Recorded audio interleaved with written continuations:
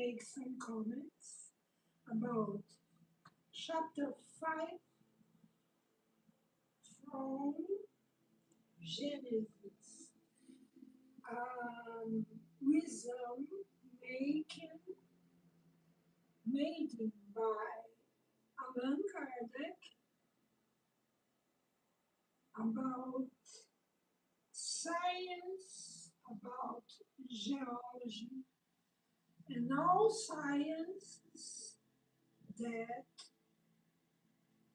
can live in harmony with matter, how Genesis in this century.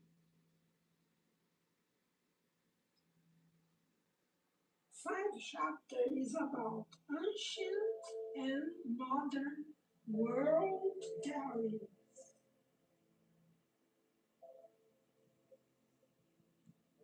The first idea the humans formed about the earth, the movement of the heavenly bodies, and the constitution of the universe had to have been based at the beginning solely on the attestation of the senses. Let me see something that I have ever have doubt with this word. I will see again because I don't can interact with you because it's a phone is not in PC. The PC is capable. We have interaction, but with cellular is not possible. I never can see who are seeing me now. For example,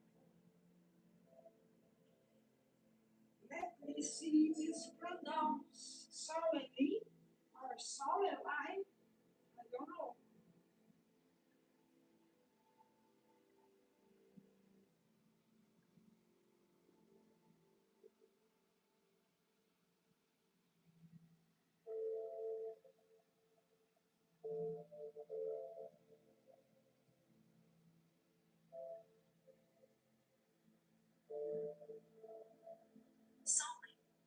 Solely. Oh, completely different. Sorry. Solely.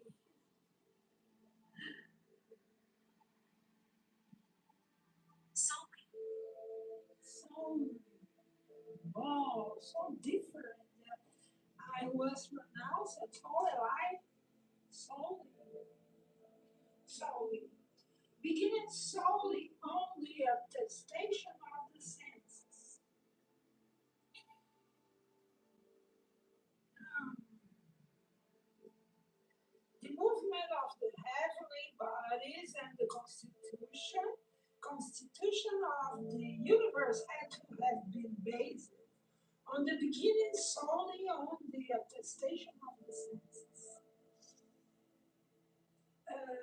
Not knowing about and the most elementary laws of physics and the forces of nature, and having nothing except sight as a means of observation. They could judge only by appearances. About the first idea that humans formed about the earth.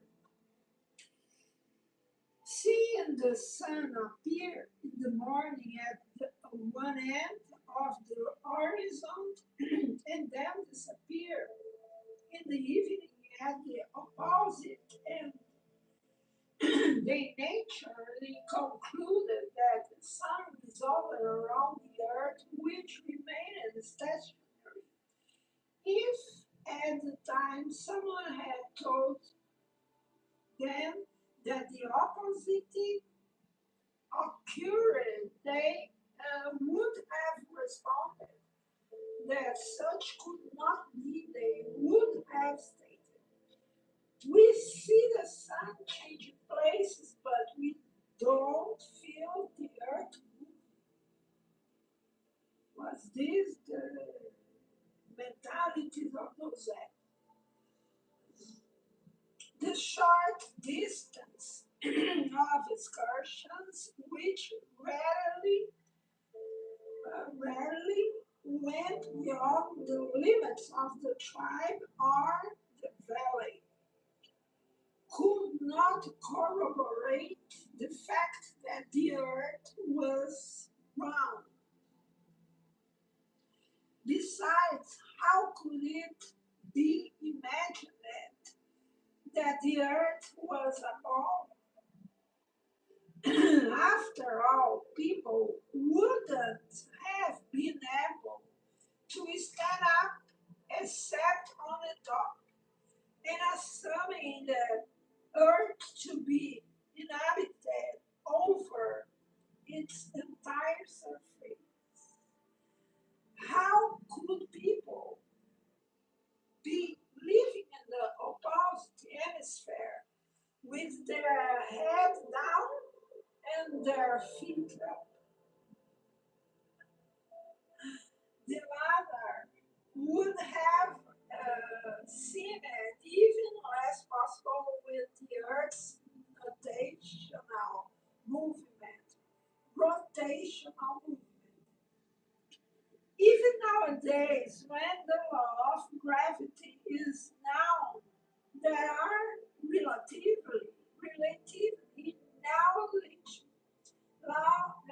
knowledgeable people who don't understand this phenomenon. One should not marvel that early humans didn't even suspect it. Hence, to them the earth was a flat, circular surface like a milestone standing to be lost from the view in the horizontal direction. Thus, this expression is still used to go to the ends of the earth. Its edges, depth, interior, and lower surface were unknown.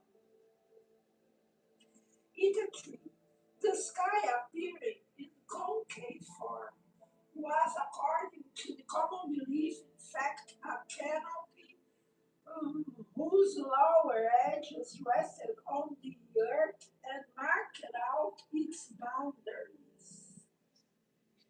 It was a vast, dumb feeling with the sky, without any notion of the infinite or space incapable of even conceiving of it.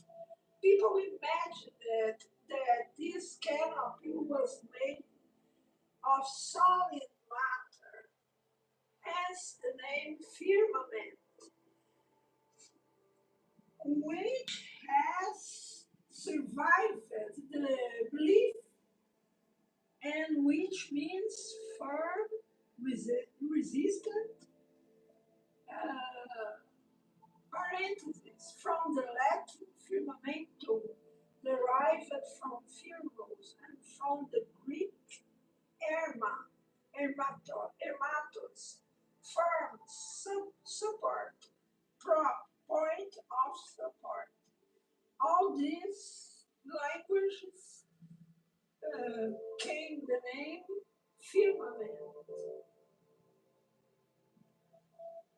Eating for the stars, whose nature they could not suspect, were simply luminous points of various sizes attached to the canopy light, are suspended lamps and scatter over a single surface. Consequently, all were the same distance from the earth in the same way that they are represented inside certain domes painted blue to imitate the blue of the sky. have a note from Kardec. I think it's important to read about, let me see where.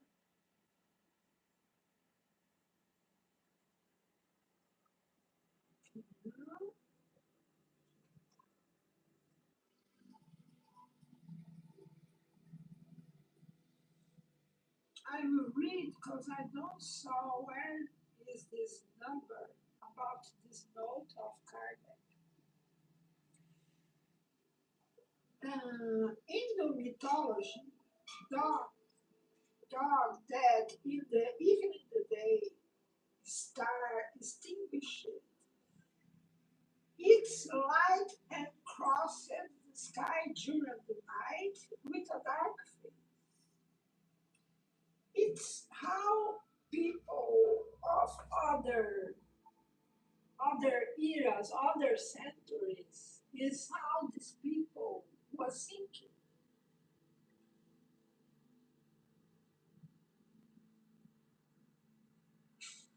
Hindu mythology was think about in ignorance of science.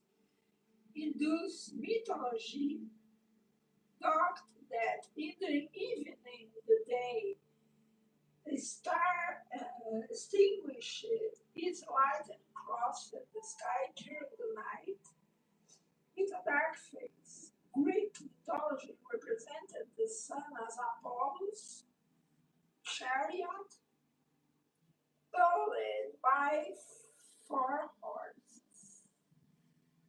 Anaximander of Miletus believed, in accent with Plutarch, that the sun was a chariot filled with a very bright fire that escaped through a circular opening of a circular opening. Epicurus, according to some, would have expressed the opinion that the sun lit up in the morning and faded in the evening in the waters of the ocean. Others think that believed that it was a pumice stone heated to an incandescent state. Anaxagoras considered it to be a heated iron the size of the Peloponnesus. A singular remark. The ancients were too invincibly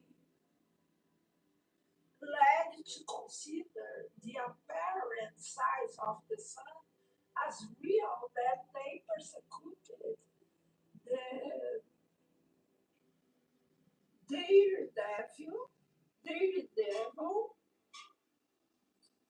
philosopher for having attributed such a large volume to the day star, and all the authority of Pericles was needed to save him from being condemned to death and to commute his sentence to exile.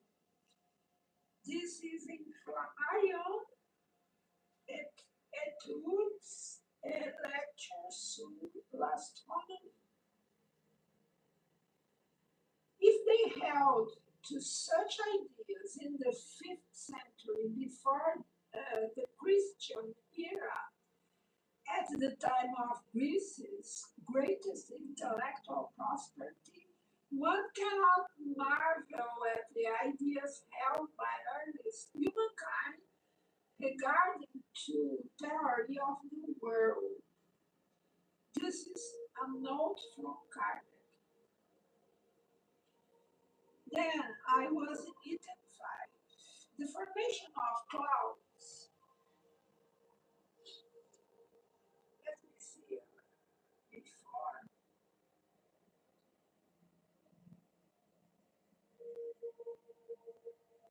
I was continuing after this. The stars whose nature they could not suspect were simply luminous points of various size attached to the canopy like suspended lamps, and scattered over a single surface.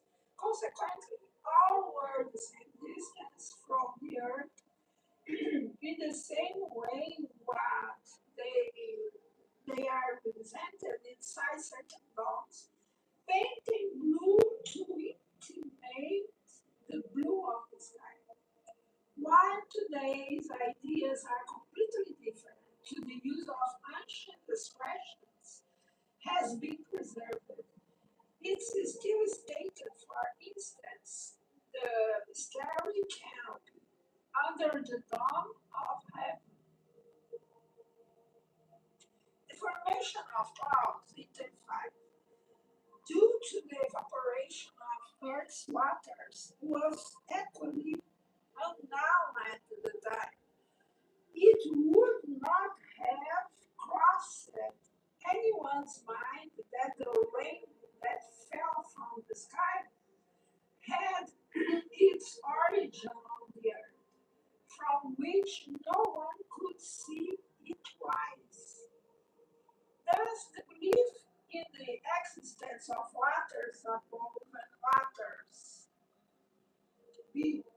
below, of heavenly springs and terrestrial springs, and of reservoirs located in the high regions, an assumption that agreed perfectly with the idea of a solid canopy capable of holding them. The waters above escaped through cracks in the canopy to fall as rain. And depending on the length of these cracks, the rain was either light or torrential or and diluvial. Six, Meeting six. Complete ignorance regarding the whole of the universe and the laws of nature that govern it, the composition and destination of the heavenly bodies, which after all appear so small in comparison of the earth, necessarily led to the view that the earth was the principal thing, the sole goal of creation, and that the heavenly bodies were merely accessories created exclusively for its inhabitants. Oh, I think until now people think this way. This preconception has been perpetuated even nowadays, despite the discoveries of science that have changed humankind's aspect of the world. How many people still believe that the stars are ornaments in the sky means solely for the enjoyment of Earth's inhabitants? Solely.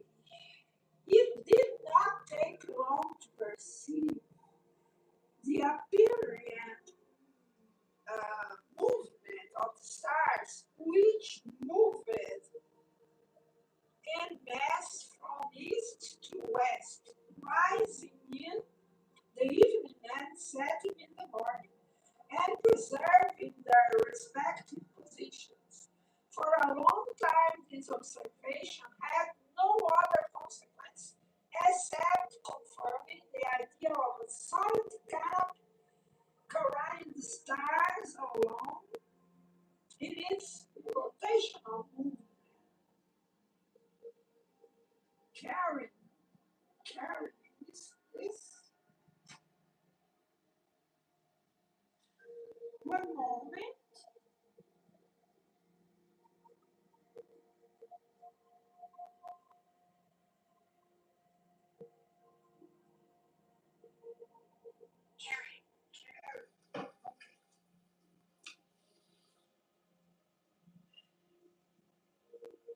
For a long time, this observation had no other consequence except confirming the idea of a solid cannot carry the stars along in its rotational movement. Such early simplistic ideas were for long centuries of time the foundation of religious beliefs and served as the basis for all ancient cosmogonies.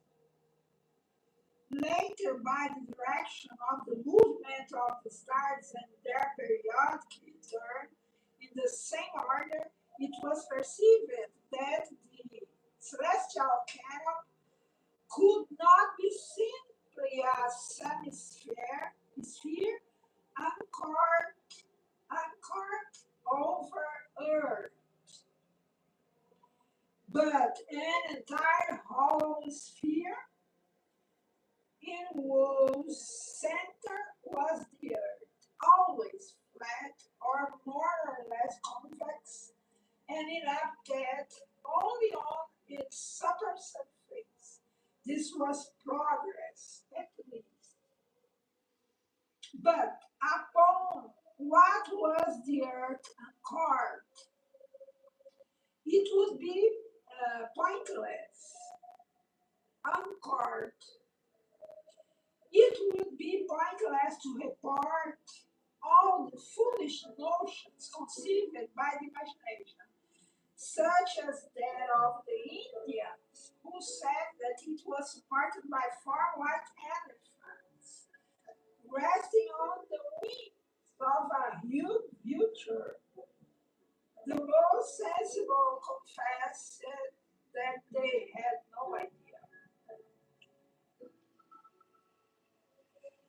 However, one opinion widespread among the pagan theologies located the habitation of the condemned in the lower places, that is, in the depths of the earth, about which not much was known, and which was called the Inferno, hell, which means the inferior places and the habitation of the blessed in the upper places beyond the region of the stars.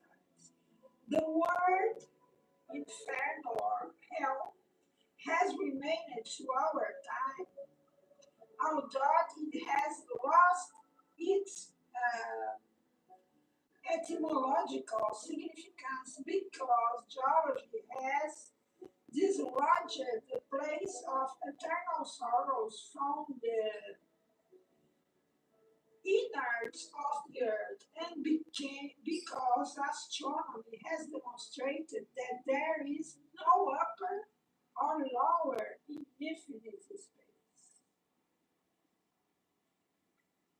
Hidden then, under the clear sky of Chaldea, India, and Egypt, the birthplaces of the most ancient civilizations,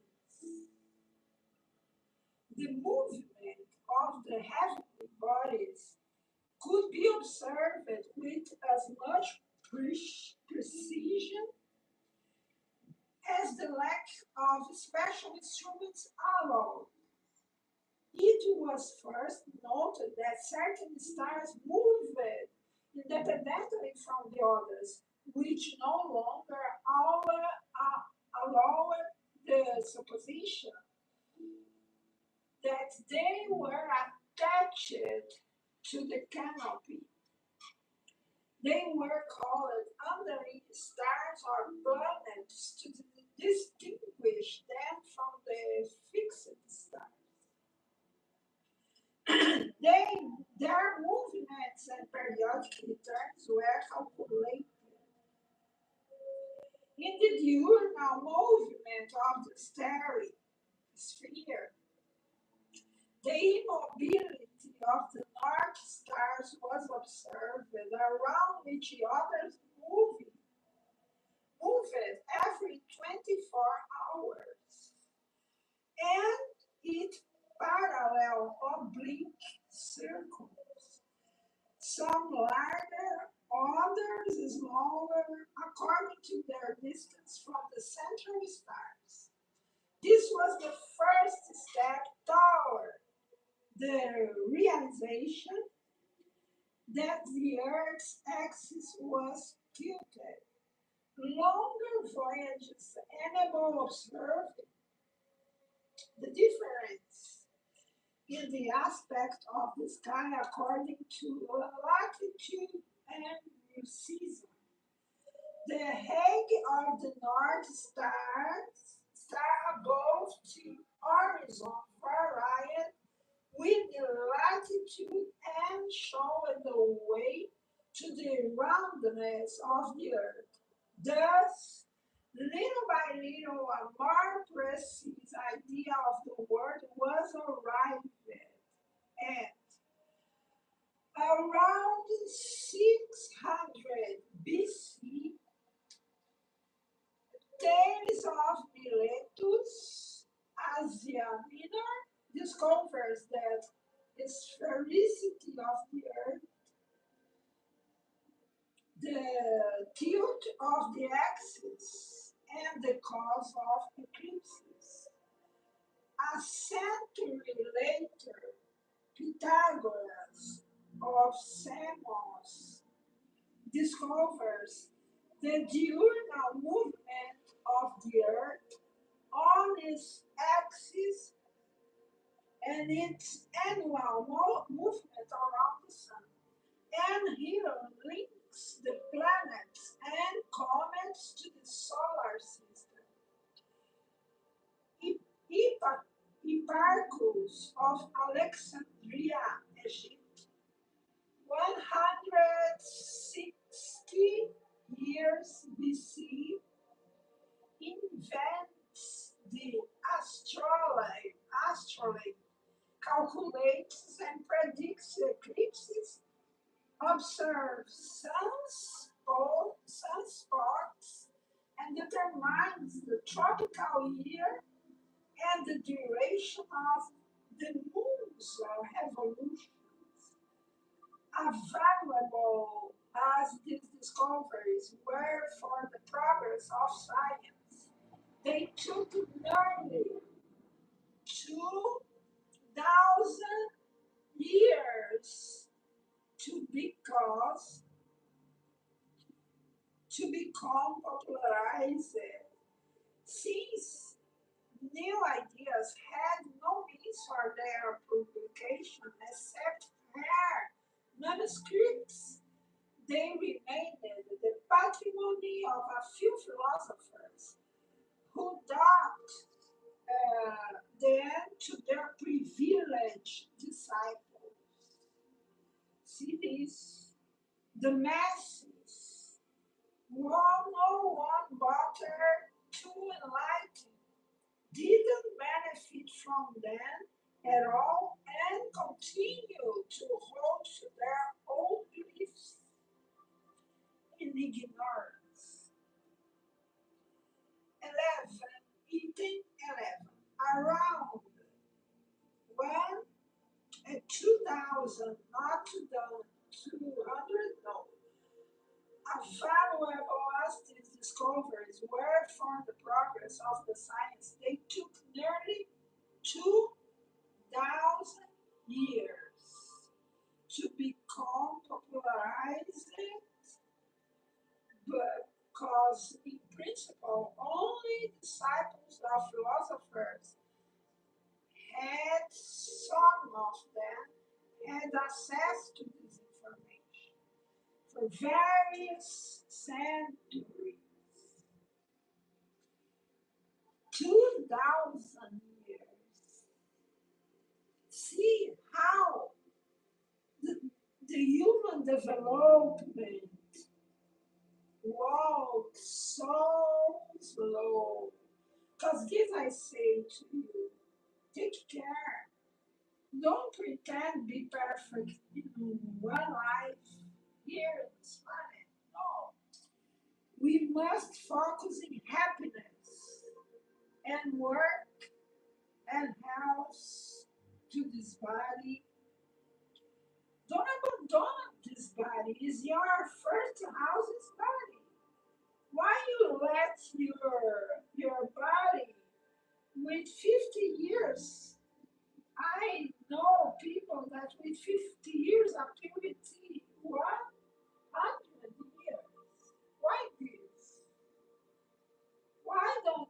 carries in your house. All year you paint your house and your body. We must have focus in happiness and knowledge, only this, but nothing. Be perfect in 100 years. It is impossible. See how much time? 2,000 years to become popularized this knowledge.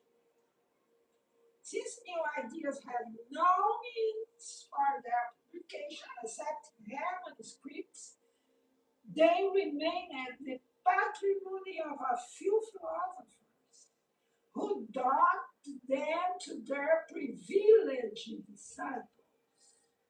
The masses, while no one bothered to enlighten, didn't benefit from them at all and continue to hold to their old beliefs in ignorance. Around 140 AD,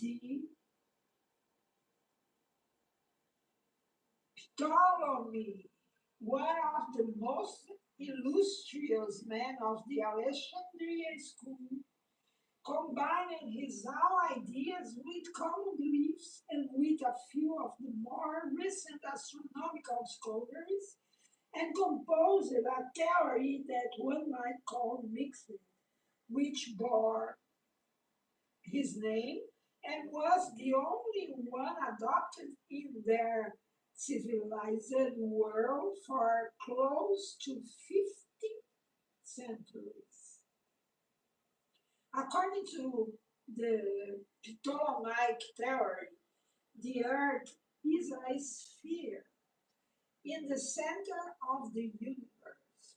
It's composed of four elements: earth, water, air, and fire. See how these appear with uh, Taoism. Taoism were called Feng Shui, say that have five elements. Let me see here. Here they call it four elements. Earth, yes, Taoism. Water, yes, Taoism. Air, no. Fire, yes, Taoism. In air, they put it mineral. And one more that don't have in Ptolemaic theory, don't have this. Wood. Wood is the only element considered in universe only in this planet, but I don't know because we don't see more than this eyes. Still, scientists say that wood only have in this planet. And comparing this theory with Taoism are five elements, not four. Um, in a constructive circle, have fire. Imagine this planet in principle was fire. Fire.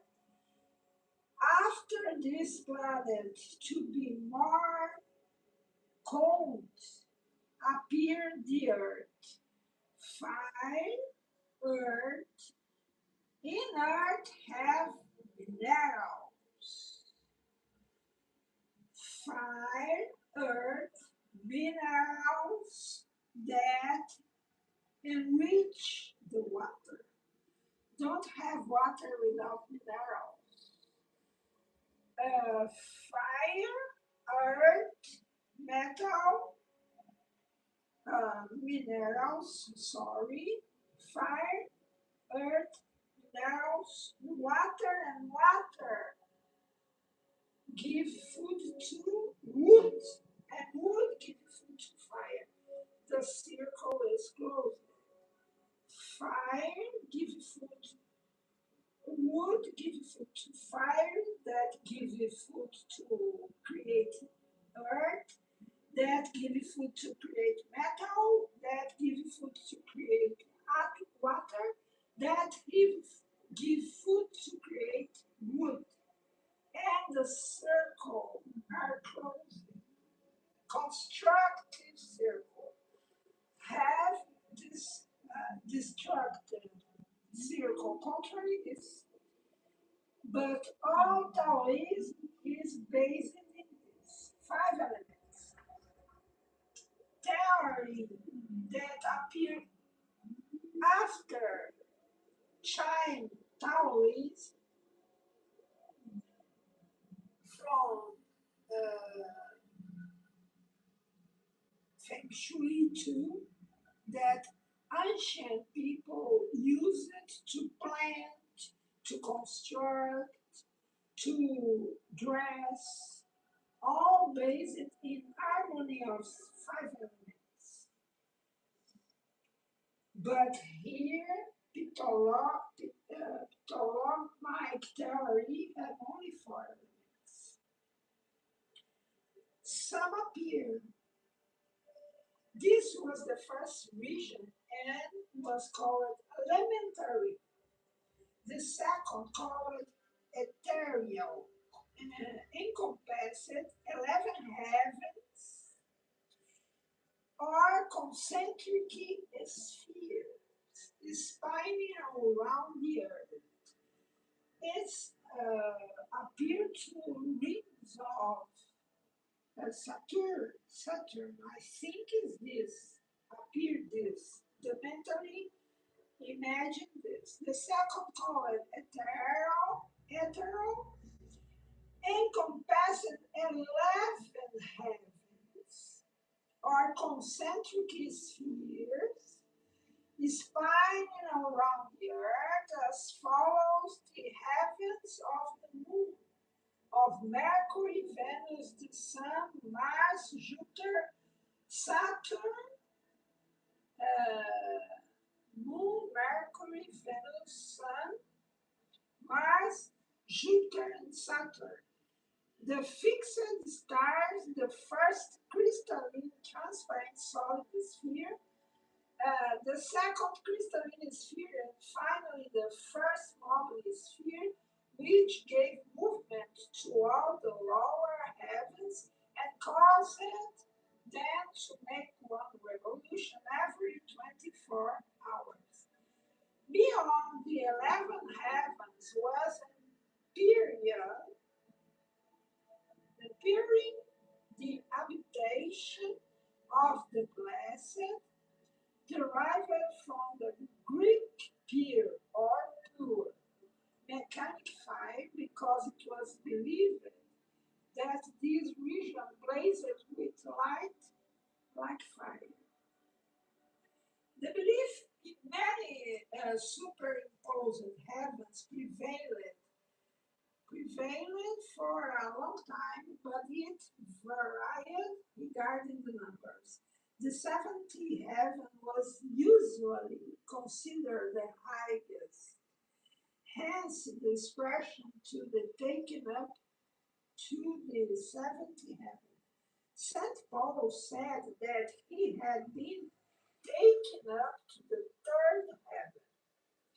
Independent of the common movement the heavenly bodies had, according to Ptolemy, their own movements that were more considerable or less so, depending on their distance from the center. The fixed stars made one revolution every 25,81600 years. This calculation implies knowledge of the precision of the equinoxes which actually takes 25,800 years. At the beginning of the uh,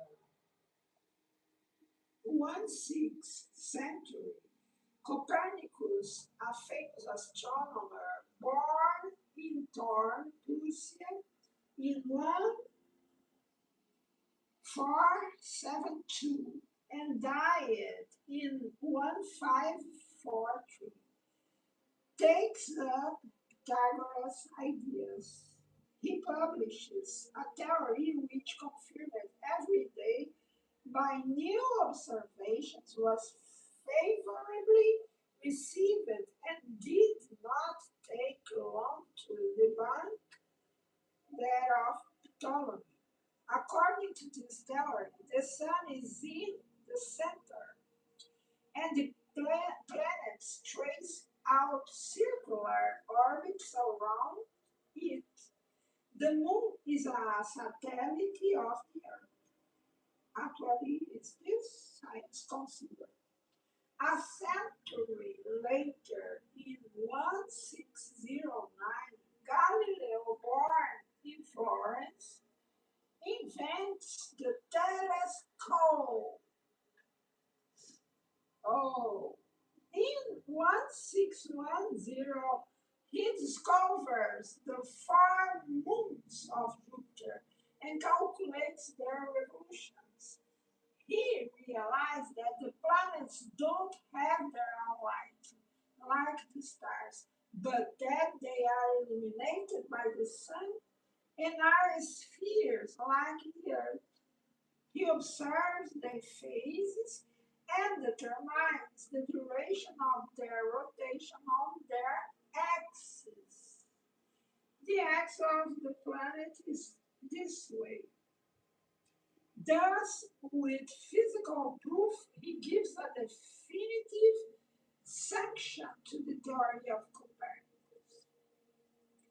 It's this way: one person discovers something that other come and change, showing uh, new truths, cause have advance of tools in science to observe so much better. How today in NASA and other centuries, the planets were recognized as being worlds similar to the Earth and like it undoubtedly inhabited. The stars are innumerable suns, probably centers of many other planetary systems, planetary systems, and the sun itself was recognized as being a star, the center of a vortex of planets subject to it. The stars are no longer confined within a zone of the celestial sphere, but are irregularly scattered throughout limitless space. Those that seem to touch each other are actually at incommensurable distance from one another. The smallest in appearance are the most distant from us. The larger ones, those that are the closest, are still hundreds of thousands of leagues away.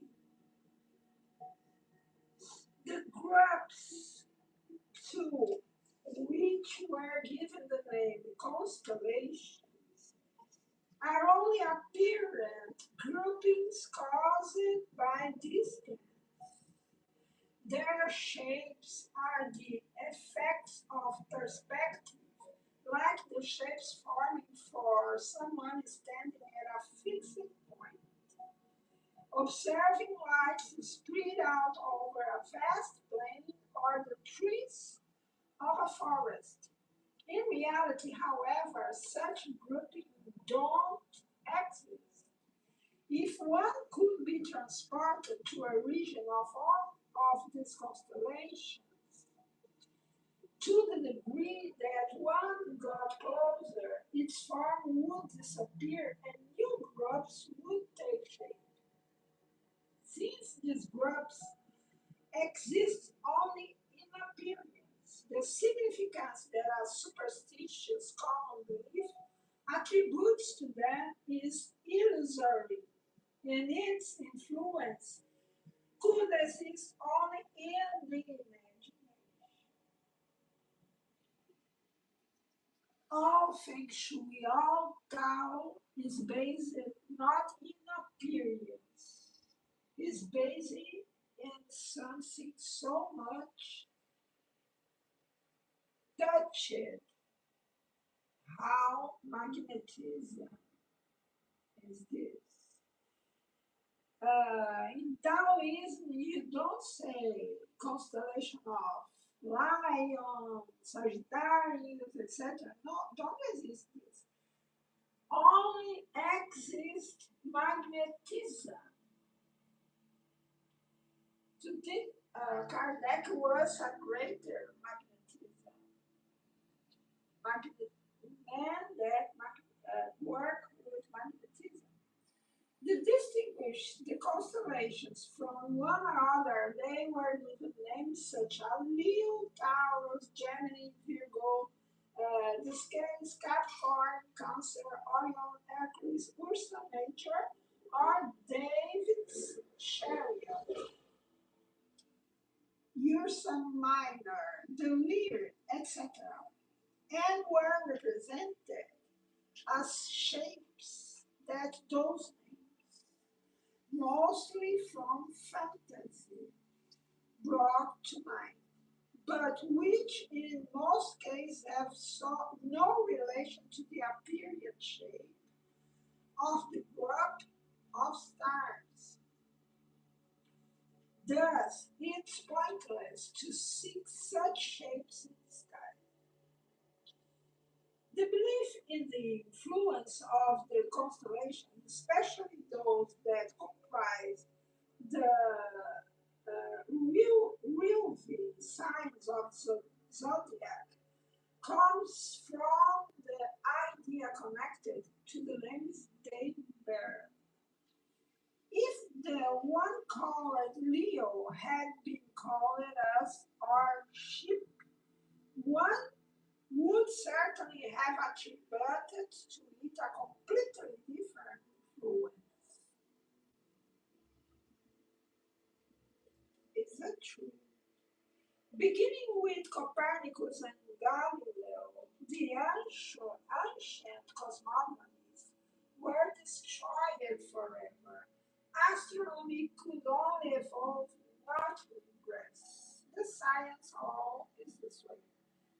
History tells of the struggles that those men of genius had to endure against prejudices and above all against the spirit of sectarianism, which was interested in maintaining the errors upon which belief had been founded and which had, had been thought to be firmly set on an unshakable base. It took only the invention of one optical instrument to demolish a foundation of many thousands of years. Ever is this way. However, nothing could prevail against a truth recognized as such. Thanks to the printing press, the public was initiated into these new ideas. No longer lulled sleep with illusions, lulled to sleep with illusions. It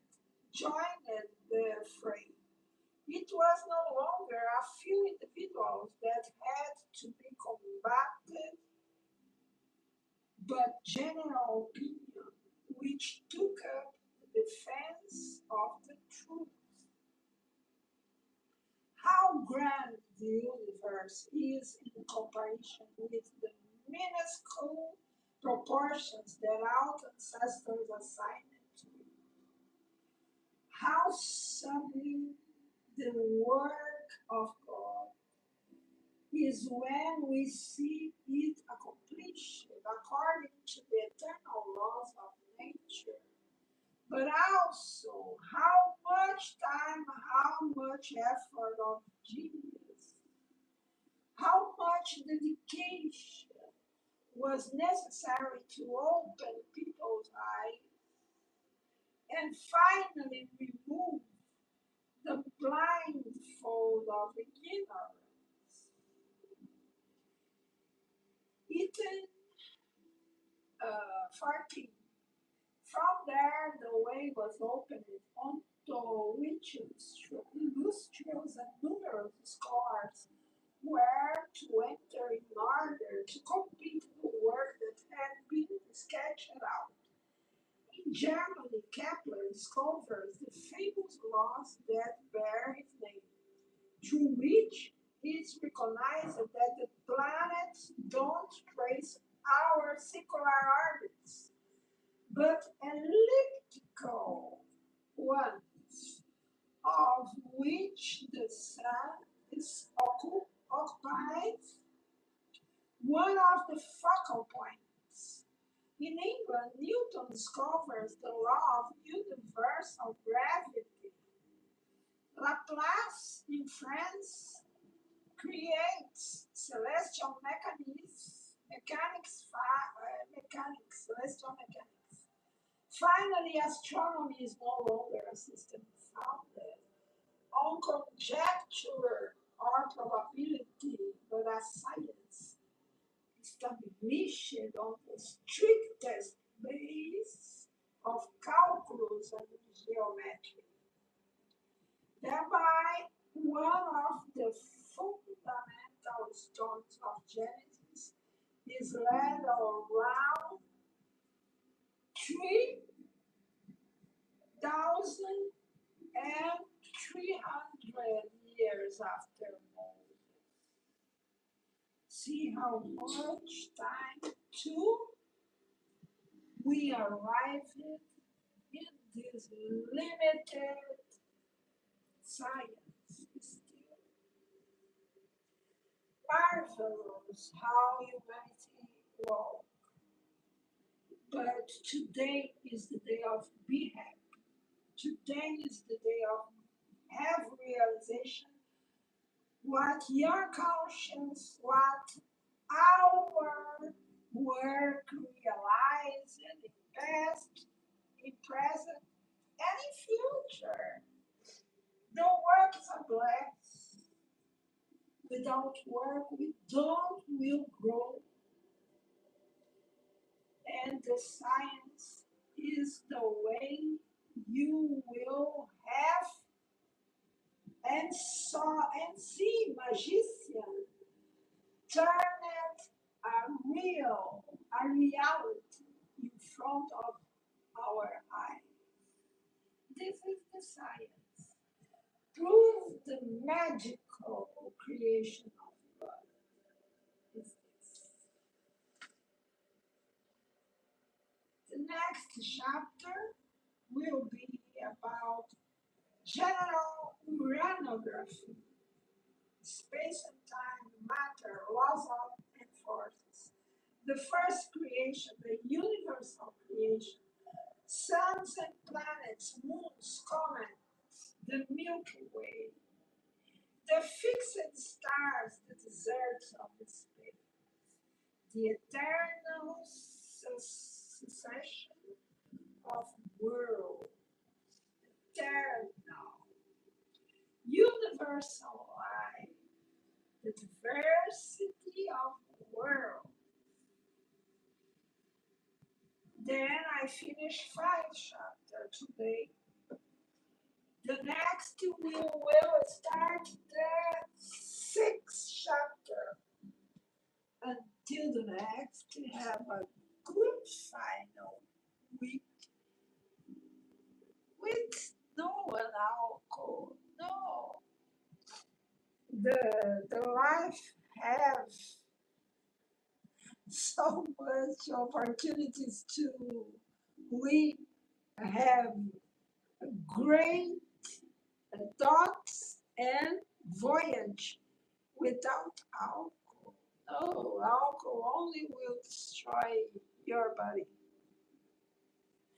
Don't put alcohol in this body. And be alert with science and possibility to grow and to have more power and power inside you to modify the bodies in future, create places with your mind, fly without airplanes. Oh, is not a dream, is only a reality that science still don't can prove, but it's until the next. Have a good final. Bye. Thank you, your friend.